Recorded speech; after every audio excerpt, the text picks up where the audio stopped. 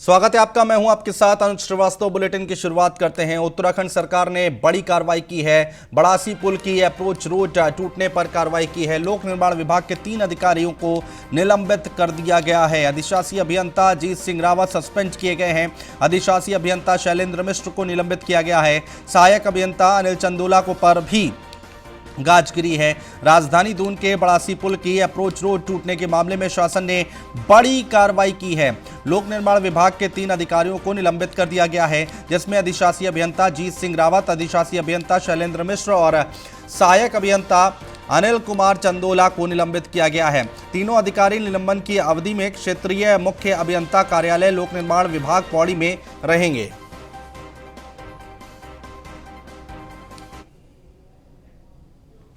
और बढ़ते आगे, देहरादून में मुख्यमंत्री तीरथ सिंह रावत ने परे स्मार्ट सिटी योजना के तहत 5 इलेक्ट्रिक बसों को हरी झंडी दिखाकर रवाना किया है। इस मौके पर मंत्री बंशीधर भगत, सांसद रानी राज्यलक्ष्मी शाह और डीएम देहरादून मौजूद रहे। ये बसें रायपुर सेलाकुई मार्ग पर चलेंगी और सीएम ने परेड मैदान में बने स्मार्ट टॉयलेट का भी उद्घाटन किया है। मुख्यमंत्री ने कहा है कि स्मार्ट सिटी योजना में अब तेजी से काम हो रहा है। सीएम ने इलेक्ट्रिक बस में बैठकर सचिवालय तक का सफर भी किया है। आम जन को उसको सुविधा मिलेगी और मैं कह सकता हूं कि जो लेबर तबका है, कर्मचारी है, क्योंकि सेलाकुई सहजपुर एक जिस तरह फैक्ट्री एरिया है और रायपुर से होकर के और कम दाम में और कम समय में ये बहुत बड़ी अपने आप में ऐतिहासिक है और ऐसी सौगात आज मिली है और देहरादून वासियों को और सभी जनमानस को इसका लाभ मिलेगा। ये इलेक्ट्रॉनिक बस जो है एक बार बैटरी चार्ज होने के बाद 180 किलोमीटर तक दौड़ना है, जाना। एक रूट हमारा पहले से ऑपरेटेड है आईएसबीटी से राजपुर। आज दूसरा रूट हम शुरू कर रहे हैं जो सेलाकुई से लेकर के रायपुर का होगा। और इस रूट पर चूँकि हमारा वर्कफोर्स बहुत ज़्यादा रहता है, रायपुर में जो लेबर हैं हमारे और उन काम करने के लिए जो फैक्ट्रीज़ हैं वो हैं जो है सेलाकुई में, तो उनके आने जाने के लिए बहुत बड़ी सुविधा आज जो है राज्य सरकार की तरफ से और स्मार्ट सिटी के माध्यम से दी जा रही है लोगों को, देहरादून के लोगों को। और ये 5 बसें इस रूट पर चलेंगी और अब स्लोली ये बेड़ा और बढ़ाया जाएगा और जो हमारी 3 और रूट्स हैं उन तीनों रूट को भी शुरू। मुख्यमंत्री तीरथ सिंह रावत ने सचिवालय में रेल विकास निगम के अधिकारियों से बातचीत की है और इस दौरान उन्होंने Rishikesh Karnaprayag rail line project की कार्य प्रगति के बारे में जाना है। मुख्यमंत्री ने कहा है कि रेल लाइन निर्माण के कार्यों में तेजी लाई जाए, इसको निर्धारित समय अवधि में पूरा किया जाए। 2024 तक इस रेल लाइन निर्माण को पूरा करने का लक्ष्य रखा गया है। वहीं रेल विकास निगम के मुख्य परियोजना प्रबंधक हिमांशु बडोनी ने जानकारी दी है कि 125 kilometre Rishikesh Karnaprayag rail line पर 12 स्टेशन और 17 टनल बनाए जा रहे हैं। साथ ही मुख्य सुरंगों के कार्यों में तेजी लाने के लिए 10 कार्यस्थलों के लिए 12 किलोमीटर की अप्रोच रोड का निर्माण पूरा हो चुका है।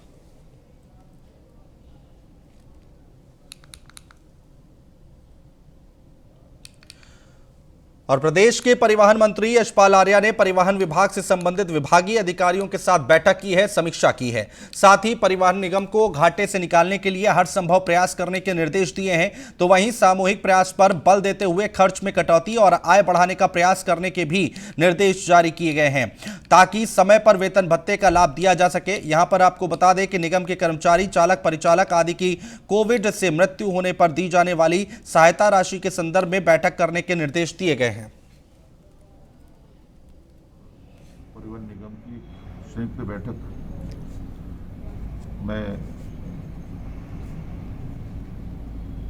विचार विमर्श हुआ, क्योंकि 24 तारीख को माननीय मुख्यमंत्री जी से विस्तार से कई विषयों पर चर्चा होनी है और जो हमारा परिसंपत्तियां हैं और जो संपत्ति है उत्तर प्रदेश और दिल्ली में, उन संपत्तियों के कई मामले कोर्ट में भी विचाराधीन हैं और निश्चित रूप से हमारा मत है कि हम बातचीत से भी उत्तर प्रदेश सरकार और राज्य सरकार इस मामले को इस सहमति के आधार पर इसका समाधान कर सकती है। उत्तराखंड में कैबिनेट मंत्री हरक सिंह रावत और कर्मकार कल्याण बोर्ड के अध्यक्ष शमशेर सिंह सत्याल के बीच खुली जंग देखने को मिल रही है। हरक सिंह सरकार पर सत्याल को कर्मकार बोर्ड से हटाने के लिए दबाव बना रहे हैं। इस मामले में हरक सिंह को कई कैबिनेट मंत्रियों का भी साथ मिल रहा है। हरक सिंह का आरोप है कि त्रिवेंद्र सिंह रावत के इशारों पर सत्यपाल काम कर रहे हैं। शमशेर और हरक के बीच घमासान, कर्मकार बोर्ड बना जंग का मैदान, सरकार में वर्चस्व की लड़ाई, बीजेपी संगठन ने दूरी बनाई। उत्तराखंड कर्मकार कल्याण बोर्ड में चल रहा विवाद बढ़ता ही जा रहा है। कर्मकार कल्याण बोर्ड के अध्यक्ष शमशेर सिंह सत्याल और कैबिनेट मंत्री हरक सिंह रावत के बीच वर्चस्व की जंग तेज होती जा रही है। घमासान इतना बढ़ गया है कि हरक सिंह को भवन में चले गए हैं और उन्होंने सरकारी कार्यक्रमों से भी दूरी बना ली है। हरक सिंह चाहते हैं कि सरकार सत्याल को कर्मकार बोर्ड के अध्यक्ष पद से हटा दे। मैं मुख्यमंत्री से हम कह चुके हैं, मैं कह चुका हूं, चौफाल जी कह चुके हैं, प्रदेश के अध्यक्ष जी बोल चुके हैं कि भाई जब आपने सबको अध्यक्षों को हटा दिया तो फिर उससे भारतीय जनता पार्टी में कार्यकर्ताओं में भी एक मैसेज गलत जा रहा है कि कुछ को आप रख रहे हो, कुछ को हटा दो। तो मैं सोचता हूँ कि माननीय मुख्यमंत्री इस पे निर्णय ले रहे हैं। मंत्री हरक सिंह रावत और शमशेर सिंह के बीच जंग पूर्व मुख्यमंत्री त्रिवेंद्र सिंह रावत के समय से ही चल रही है। पहले कैबिनेट मंत्री हरक सिंह रावत इस बोर्ड के अध्यक्ष थे, लेकिन उनका कार्यकाल पूरा होने पर उस समय के मुख्यमंत्री त्रिवेंद्र सिंह रावत ने शमशेर सिंह सत्याल को अध्यक्ष बना दिया। विवाद यहीं से शुरू हुआ। शमशेर सिंह ने पद संभालते ही सभी मामलों की जांच कराई। उनका आरोप है कि बिना वित्तीय स्वीकृति बोर्ड के माध्यम से 20 करोड़ जारी कर दिए गए थे, लेकिन जांच में स्थितियां सामने आने के बाद वह पैसा वापस आ गया। शमशेर का कहना है कि बोर्ड में काफी वित्तीय अनियमितताएं हैं, जिसकी शासन स्तर पर जांच कराई गई और वो जांच भी पेंडिंग है। शमशेर ने जांच में कई बड़े नाम सामने आने की बात कही।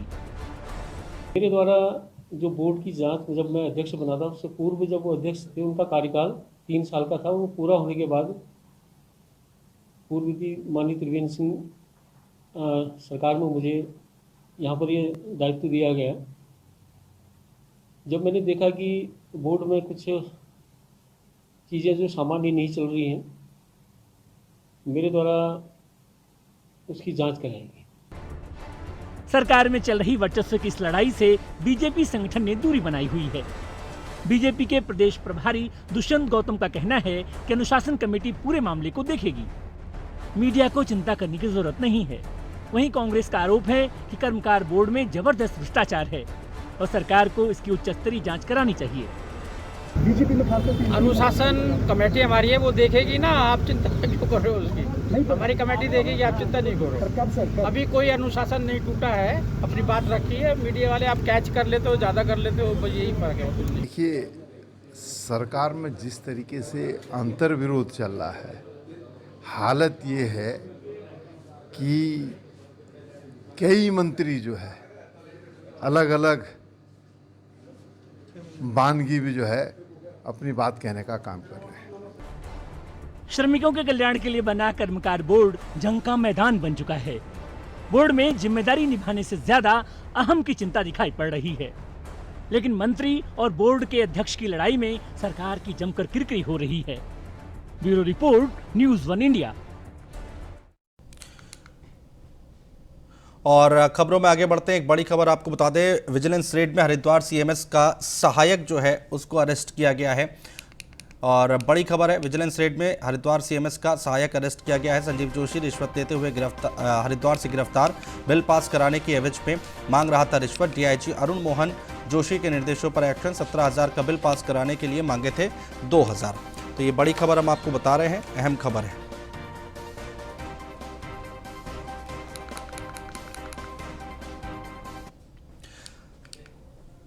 चलिए बढ़ते आगे। देहरादून से खबर है, 4 धाम यात्रा की तैयारी में जुटा है प्रशासन। पुलिस की व्यवस्थाओं को चाक चौबंद करने के निर्देश जारी किए गए हैं। गढ़वाल डीआईजी नीरू गर्ग ने दिए हैं निर्देश। अभी तय नहीं कि एक दिन में कितने यात्री जाएंगे, ये डीआईजी की तरफ से कहा गया है। पुलिस की ओर से यात्रियों को लेकर तैयारी की गई है। 1 जुलाई से 4 धाम यात्रा की हो रही है शुरुआत। देखिए, चारधाम यात्रा का भी जो हमारे पास सूचना आई है वो ये आई है कि 1 जुलाई से जो रिस्पेक्टिव डिस्ट्रिक्ट वाले हैं, जैसे यदि यमुनोत्री गंगोत्री में उत्तरकाशी वाले लोग जा सकेंगे और केदारनाथ में रुद्रप्रयाग के लोग जा सकेंगे, और 11 जुलाई से स्टेट के लिए खुल जाएगी। और अभी तक ये आ रहा है कि इसमें टेस्ट रिपोर्ट अनिवार्य होगी, पर अभी कुछ इस तरह के हमारे पास इंस्ट्रक्शंस नहीं आए हैं कि कितने कोई संख्या निर्धारित की जाएगी, कोई लिमिट होगी या नहीं होगी। उसी के अकॉर्डिंगली हमारा जो वहाँ पर पुलिस फोर्स है वो डिप्यूट किया जाएगा, कितनी आवश्यकता है वो उसी के बाद ही डिसाइड की जाएगी।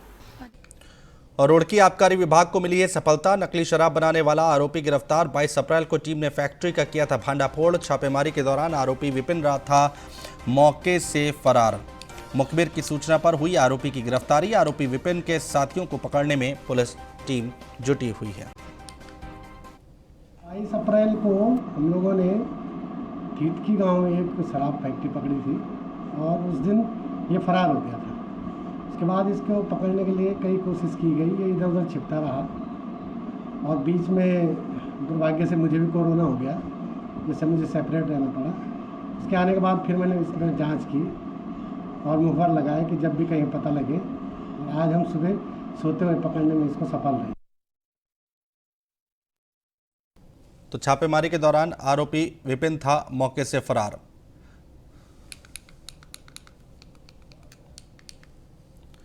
और बात करेंगे अगली खबर की। एक और खबर आ रही है उत्तराखंड से।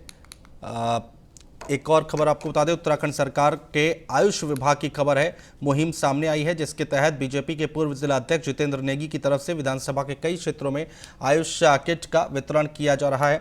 इसी कड़ी में डोईवाला के भोगपुर और रानी पोखरी में भी आयुष किट का वितरण किया गया। और पूर्व बीजेपी जिला अध्यक्ष जितेंद्र नेगी ने कहा है कि आयुष किट उत्तराखंड सरकार के आयुष विभाग की तरफ से क्षेत्रवासियों की रोग प्रतिरोधक क्षमता बढ़ाने की तैयारी में लगी है, जिससे कि कोरोना वायरस से बचाव हो सके और सभी की रोग प्रतिरोधक क्षमता में बढ़ोतरी हो सके।